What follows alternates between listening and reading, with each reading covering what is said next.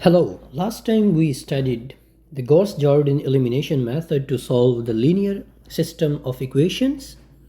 Now we will do some more examples on it. So the problem is solve the system, and the system is given x1 plus x2 plus x3 is 6, and the second equation is x1 plus x2 minus x3 is equal to 2. This is very simple system. So what we have to do in the Gauss Jordan method, we have studied that first of all we have to write an augmented matrix. So augmented matrix is this. Okay, this is the augmented matrix corresponding to this system. We have to solve it. So first of all we have to find the leftmost non-zero column, which is this one.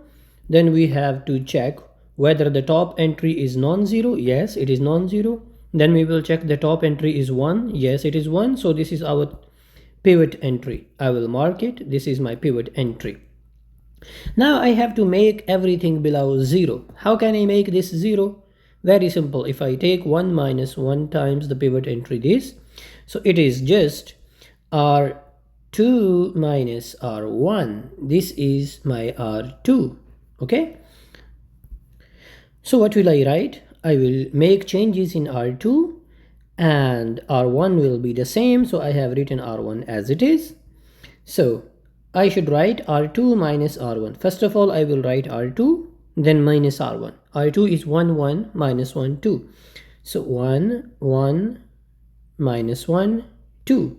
Then minus R1, I should write minus, minus, minus, minus. R1 is here 1. R1 is here again 1, R1 here again 1, R1 here 6. Okay. Now I will solve this. So after solving this one, I will get this matrix. Now this is my pivot entry. Now let's check the submatrix. This is the submatrix, and from this submatrix let's check the leftmost non-zero column. So this is 0 column, so this is not my interest. So this is the leftmost non-zero column. Now so I have to make its top entry 1, but the column is only minus 2, so the top entry is minus 2. I have to make it 1. So how can I make it 1? If I divide this row by minus 2. So what will I do? I will divide R2 by minus 2, then I can make this 1. Okay. So here I have divided R2 by minus 2. So after solving it, I will get 0, 0, 1, 2. Okay. So this is my pivot entry, and now this is my pivot entry. So we need everything above and below the pivot entry 0. So I need this term to be 0. So how can I make it 0? It's very simple. If this term is 1, I need this to I need to use this one. So I will write 1 minus something times 1. So I will write 1 minus 1. So R1 minus R2, because this is R1. I need this to be 0. So I will write this one minus something times this pivot entry. This pivot entry is 1, and this something is 1.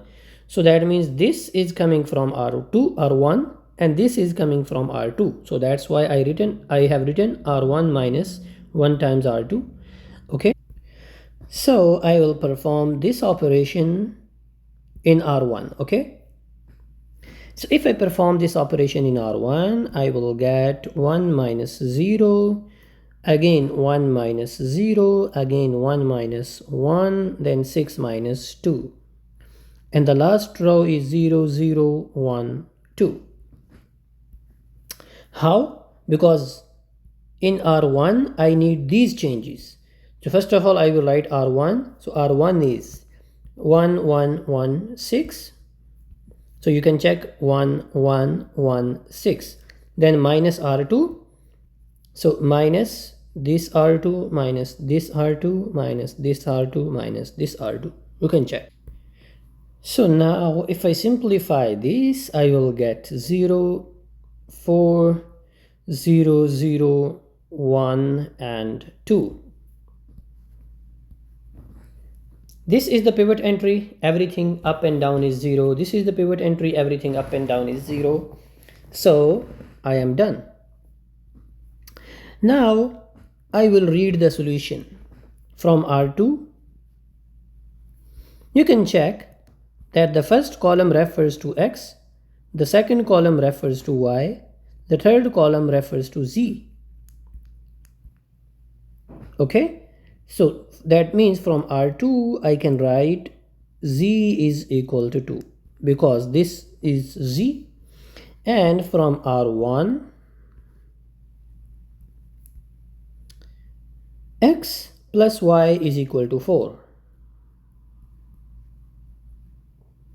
I told you in the previous video that the columns in which we have the pivot entry or the pivot column, this is the pivot column and this is the pivot column. This is not the pivot column because there is no pivot entry here, because I told you when I took this submatrix, this was not the leftmost non-zero entry. The leftmost non-zero entry was this one, so that's why the first pivot column is this, the second pivot column is this.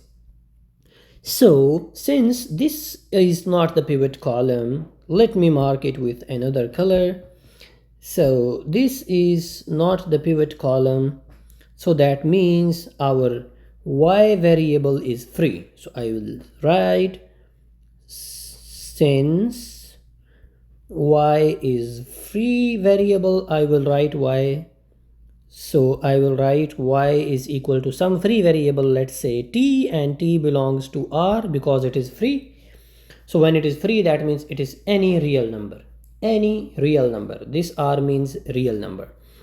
Okay, so now I will put y is equal to t here. In this equation, I will get x plus t is equal to 4. This means x is equal to 4 minus t. Okay, so what is the solution then? So the solution is x, y, z. Put the values. What is x? X is 4 minus t. 4 minus t. What is y? Y is t. Okay, because we have assumed that y is t. And what is z? Z is found already. This is z. Z is equal to 2. So I can write z is equal to 2. So we can write, this is not one solution. Why this is not one solution? Because t is coming from r, and r is the set of all real numbers. Okay, so that means this t can be any real number. I mean, you can put t is equal to 0 for once here, or you can put t is equal to 1, or you can put t is equal to minus 1, or you can put 1/2. So you can put any value of t. So that means this is not one solution. These are infinitely many solutions. So the general solution is, so when there are infinitely many solutions, it's better to write them in the set form. So I will write a set 4 minus t, t and 2, and I will write where t is coming from r. So this is the set of the solutions of the system of linear equations. This means these are infinitely many solutions. This is not the one solution. Perfect.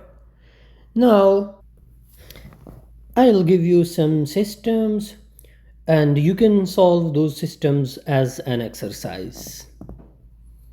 So the first question is, solve the system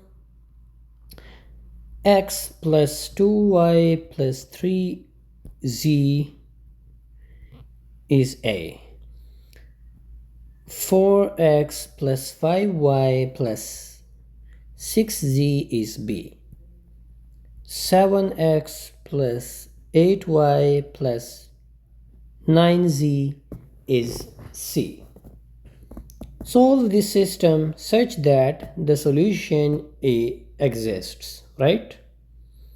Okay. There is another question. Solve the system x plus 2y is 5, 3x minus y is 1.